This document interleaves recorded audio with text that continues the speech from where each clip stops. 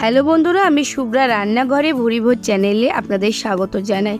আজকে আমি নিরামিষ ছানার ডালনার রেসিপি শেয়ার করব। ছানার ডালনা কম বেশি আপনারা বাড়িতে বানিয়েই থাকেন, তবে অনেক সময় ছানার ডালনা বানানোর সময় কোফতাগুলোর ভেতরটা শক্ত হয়ে যায় বা অনেক সময় কোফতাগুলো ভেঙে যায়।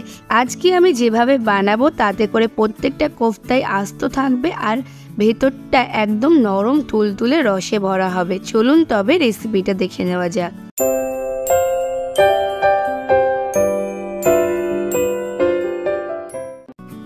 ছানার ডালনা বানানোর জন্য প্রথমেই আমি আগে ছানাটা তৈরি করে নেব। তার জন্য এখানে আমি 1 লিটার দুধ নিয়ে নিয়েছি। এটা কাউ মিল্ক ছিল আর ফুল ফ্যাট দুধ ছিল। আপনারা যে কোনো দুধেই ছানাটা বানাতে পারেন। দুধটাকে প্রথমে আমি একটা পাত্রে ঢেলে নিচ্ছি আর এদিকে একটা বাটিতে আমি নিয়ে নিচ্ছি 4 চা চামচ পরিমাণে ভিনেগার আর তার ডবল জল নিয়ে নিচ্ছি। 8 চা চামচ পরিমাণে জল নিয়ে নিচ্ছি। আপনারা চাইলে এটা লেবু দিয়েও কাটতে পারেন, তবে সেক্ষেত্রে লেবুর রসের সাথে কিন্তু একটু জল মিশিয়ে নেবেন। এরপর গ্যাসে দুধটা বসিয়ে দিয়েছি আর দুধটা ফুটে ওঠা পর্যন্ত ওয়েট করব। আর দুধটা ফুটে উঠেছে, এ পর্যায়ে দুধটাকে একটু ফুটিয়ে নিচ্ছি। 1 মিনিট মতো ফুটিয়ে নিয়ে গ্যাসের ফ্লেমটা অফ করে দিয়ে 2 মিনিট মতো ওয়েট করব। আর তারপর অল্প অল্প করে ভিনিগার মেশানো জলটা এর মধ্যে আমি অ্যাড করে দেব। এইভাবেই ছানাটা কাটতে হবে আর একবারে বেশি দেবেন না, অল্প অল্প করে বারে বারে দেবেন। যতটা পরিমাণে জলটা লাগবে ততটা পরিমাণেই ভিনিগার মেশানো জলটা দেবেন। এখানে আমার পুরোটাই লেগে গেছিলো। আর দেওয়ার পর এরকমভাবে বেশ খানিকক্ষণ ধরে নাড়াতে নাড়াতে আস্তে আস্তে কিন্তু ছানাটা খুব সুন্দরভাবে কেটে যাবে, জলটা আলাদা হয়ে যাবে। তো দেখুন এই ছানাটা কেটে গেছে। এরপর আমি ছানাটাকে ছেঁকে নেব। তার জন্য একটা গামলার ওপর একটা স্ট্রেনার বা ছাঁকনি দিয়ে দিয়েছি। তার ওপর একটা পরিষ্কার সুতির কাপড় দিয়ে দিয়েছি। তার মধ্যে জলসহ ছানাটা দিয়ে দিলাম। আর এরপর এই যে ছানার জলটা রয়েছে এটা কিন্তু আপনারা স্টোর করে রাখতে পারেন। এটা দিয়ে আপনারা যে কোনো তরকারিতে ঝোলে ব্যবহার করতে পারেন। আবার এটা দিয়ে আপনারা রুটির আটাও মাখতে পারেন। এটা কিন্তু ভীষণ উপকারী। আপনারা রুটি মাখার সময় কিন্তু জলের পরিবর্তে এটা ব্যবহার করতে পারেন। এরপর 2-3 গ্লাস জল দিয়ে ছানাটাকে আমি ভালো করে ধুয়ে নিয়েছি। এতে করে ছানার মধ্যে টক ভাবটা কেটে যাবে। আর ভালো করে ধুয়ে নেওয়ার পর এটাকে একটু হালকা হাতে চেপে জলটাকে বার করে নেব। খুব বেশি পরিমাণে নেংড়াবো না, ঠিক এতটাই নেংড়াবো যাতে ছানাটা এরকম একটা দলা মতো হয়ে যায়। আর তারপর আমি একটা পাত্রে ছানাটাকে নিয়ে নিয়েছি। খুব বেশি পরিমাণে জলটাকে বার করে একদম পনিরের মতো টাইট করে নেওয়ার কোনো প্রয়োজন নেই। জলটাকে নর্মালভাবে নিংড়ে একটু চেপে বের করে দিলেই হবে। আর প্রথমে আমি ছানাটাকে ভেঙে নিয়ে সামান্য একটু লবণ দিচ্ছি আর 1/2 চা চামচ পরিমাণে চিনি দিচ্ছি। লবণ কিন্তু খুব বেশি দিইনি, কারণ ঝোলের থেকেও কিছুটা লবণ টানবে। 1 চা চামচের 4 ভাগের 1 ভাগ লবণ দিয়েছি। প্রথমে এবার ছানাটাকে একটু ভেঙে নিয়েছি হাত দিয়ে। তারপরে এরকমভাবে হাতের তলার দিকের পোর্শনটা দিয়ে এরকমভাবে চেপে চেপে ডলে ডলে ছানাটাকে 3-4 মিনিট মতো একটু মেখে নেব। ছানাটাকে খুব বেশি সময় ধরে মাখা যাবে না, 3-4 মিনিট মতো সময় ধরে এরকমভাবে মেখে নিতে হবে যাতে ছানার মধ্যে যে দলা দলাগুলো আছে সেগুলো ভেঙে যায়। আবার ছানা থেকে কিন্তু তেলটা না ছেড়ে দেয়। ছানা থেকে কিন্তু তেল ছেড়ে দিলে সেক্ষেত্রে কোফতাগুলো সফট হবে না আর ফুলবেও না। তো আমি 3-4 মিনিট মেখে নেওয়ার পর এর মধ্যে সামান্য 1 চা চামচ পরিমাণে ময়দা দিয়েছি। একটু ময়দা দিলে এটা ভাঙবে না, বাইন্ডিংটা খুব ভালো আসবে। ময়দাটা দিয়েও 1 থেকে 2 মিনিট আরেকটু মিশিয়ে নিয়েছি যাতে ময়দাটা সব জায়গায় খুব ভালোভাবে মিশে যায়।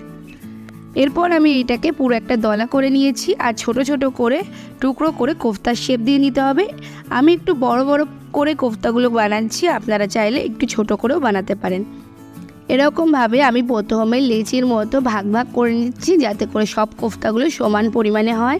আমার এখানে 11টা মতো কোফতা হয়েছে। আর এরকমভাবে এক একটা কোফতা হাতের মতো গোল করে একটু চ্যাপ্টা করে নিয়েছি। খুব বেশি পাতলা আমি করিনি, আপনারা আপনাদের পছন্দ মতো শেপ দিতে পারেন, চাইলে গোলও রাখতে পারেন। এরপর গ্যাসে কড়াই বসিয়ে দিয়েছি। কড়াইতে দিয়ে দিয়েছি বেশ কিছুটা সাদা তেল, এগুলোকে ডিপ ফ্রাই করার জন্য।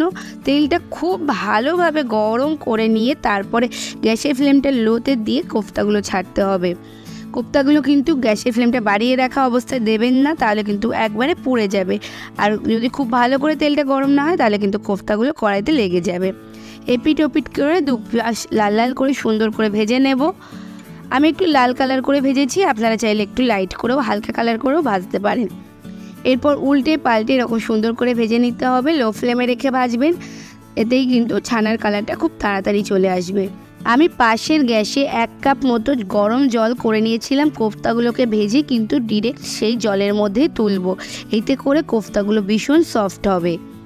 একবারে বেশি কোফতা দেবেন না, একটু ফাঁকা ফাঁকা করে দেবেন যাতে এগুলো নাড়তে চাড়তে সুবিধা হয়। তো এক ব্যাচ আমার ভাজা হয়ে গেছে, দেখতে দেখতে 3-4 মিনিটের মধ্যে এক ব্যাচ ভাজা হয়ে যাবে। আমি 2 ব্যাচে ভেজে নিয়েছিলাম, আর আমি বাকি কোফতাগুলোও কিন্তু একইভাবে ভেজে নিয়েছি।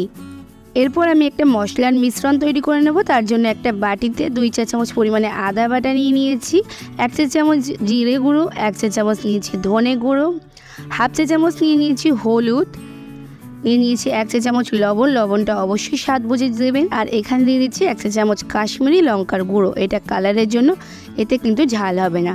পরিমাণ মতো জল দিয়ে এটা একটা মিশ্রণ তৈরি করে রেখে দেব। এখানে মোটামুটি আমি 2 টেবিল চামচ পরিমাণে জল অ্যাড করেছি।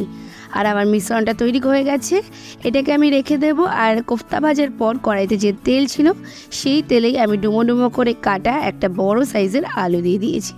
আলুটাকে একটু নেড়ে চেড়ে নিচ্ছি কড়াইতে দিয়ে, আর তারপর ঢাকা চাপা দিয়ে রান্না করে নেব 5 থেকে 6 মিনিট মতো। লো ফ্লেমে রাখবো গ্যাসের ফ্লেমটা। 5-6 মিনিট পর ঢাকনাটা খুলে নিয়েছি। এই পর্যায়ে আলুটা কিন্তু একটু সেদ্ধ হয়ে যাবে। এরপর গ্যাসের ফ্লেমটা বাড়িয়ে দিয়ে সুন্দর লাল লাল করে ভেজে নেব। সুন্দর কালার চলে আসলে আলুগুলোকে আমি তুলে নেব। আর আলুগুলোকে তুলে নেওয়ার সময় কিন্তু অবশ্যই একটু ধারে ধরে নেব, যাতে এক্সট্রা তেলটা কড়াইতে থেকে যায়। আলুগুলো ভাজার পর কড়াইতে যে তেল আছে সেই তেলে বাকি রান্না করব। তার জন্য ওই তেলে আমি প্রথমে দিয়ে দিচ্ছি 1/2 চা চামচ গোটা জিরে, 1টা তেজপাতা, 2টো শুকনো লঙ্কা, 1 টুকরো দারচিনি, 4টে লবঙ্গ আর 2টো এলাচ। এলাচটা অবশ্যই ফাটিয়ে দিয়েছি। এরপর 1 মিনিট মতো নেড়ে চেড়ে নেব ফোড়ন থেকে সুন্দর গন্ধ বেরোনো পর্যন্ত। ফোড়ন থেকে সুন্দর গন্ধ বেরোলে তৈরি করে রাখা মশলার মিশ্রণটা দিয়ে দিলাম। মশলার মিশ্রণটা দিয়ে একটু নেড়ে চেড়ে কষিয়ে নেব।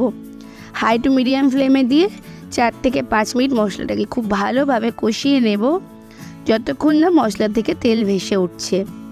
একটা মাঝারি সাইজের টমেটো ছোট টুকরো টুকরো করে কেটে নিয়েছি, সেটা দিয়ে দিলাম। এরপর টমেটোটা দিয়ে আবারও একটু কষিয়ে নিচ্ছি। গ্যাসের ফ্লেমটা লো টু মিডিয়ামে রেখেছি আর কষিয়ে নিচ্ছি ভালো করে তেল ছাড়া পর্যন্ত আর টমেটোটা সফট হয়ে যাওয়া পর্যন্ত। আরও 3-4 মিনিট মতো কষিয়ে নিয়েছি, আর দেখুন মশলা থেকে সুন্দর তেল ছেড়ে দিয়েছে আর টমেটোটাও একদম সফট হয়ে গেছে। এই পর্যায়ে আমি আলুগুলো দিয়ে দিলাম। আলুগুলোকেও মশলার সাথে একটু নেড়ে চেড়ে কষিয়ে নেব। আর গ্যাসের ফ্লেমটা লোতে রেখে ঢাকা চাপা দিয়ে 5 মিনিট মতো কষিয়ে নেব। 5 মিনিট পর আমি ঢাকনাটা খুলে নিচ্ছি।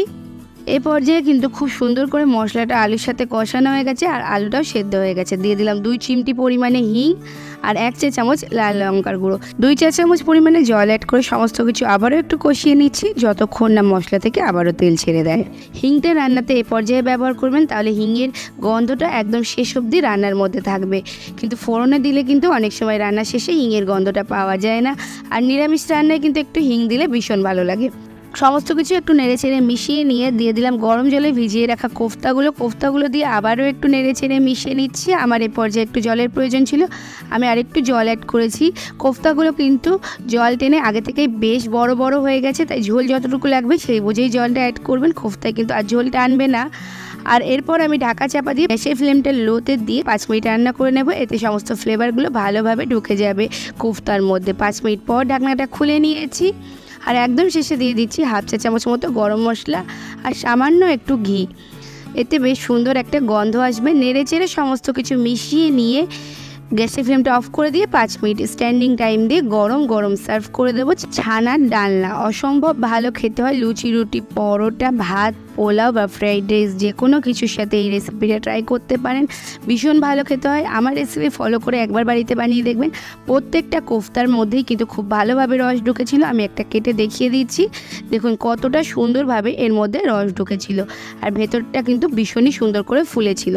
তাহলে বন্ধুরা, আমার আজকের রেসিপিটা কেমন লাগলো অবশ্যই কমেন্টস করে জানাবেন। ভালো লাগলে লাইক এবং শেয়ার করবেন। আর যদি এখনও আমার চ্যানেলটাকে সাবস্ক্রাইব না করে থাকেন তাহলে তাড়াতাড়ি সাবস্ক্রাইব করে পাশে থাকা বেল আইকনে ক্লিক করে দেবেন, যাতে পরবর্তীকালে চ্যানেলে যখন নতুন কোনো রেসিপির ভিডিও আপলোড করব সবার আগে আপনাদের ফোনে নোটিফিকেশান পৌঁছে যায়। আজকে এই পর্যন্তই, আবার আসবো অন্য কোনো দিন অন্য কোনো রেসিপি নিয়ে। ততক্ষণ ভালো থাকবেন, সুস্থ থাকবেন।